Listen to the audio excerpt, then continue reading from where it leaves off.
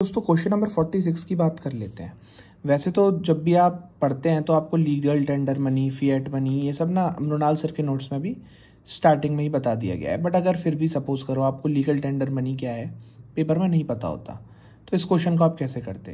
देखो, legal money, कोई भी चीज़ लीगल क्या होती है? जैसे हमारे देश में मैरिजुआना मतलब गांजा लीगल नहीं है, मतलब वो यूज़ नहीं हो सकता। कोई भी चीज़ की लीगैलिटी का मतलब है वो चीज़ यूज़ हो सकती है।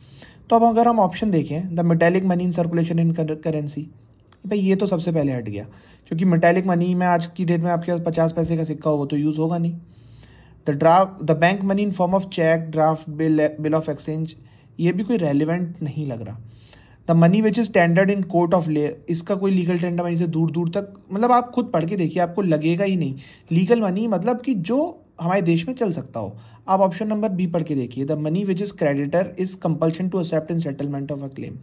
कहने का मतलब है ऐसा पैसा जो कि क्रेडिटर को एक्सेप्ट करना ही पड़ेगा। जैसे आप इंडिया के अंदर है, ठीक है, और आपने मुझसे 200 रुपये का कोई सामान खरीदा, मैंने आपको 200 का नोट लिया, तो आप मना नहीं कर सकते हो लेने से कि नहीं भाई मुझे तो मैं ये नोट नहीं ले सकता, मतलब फटाफटा ना हो, क्योंकि वो एक लीगल टेंडर है।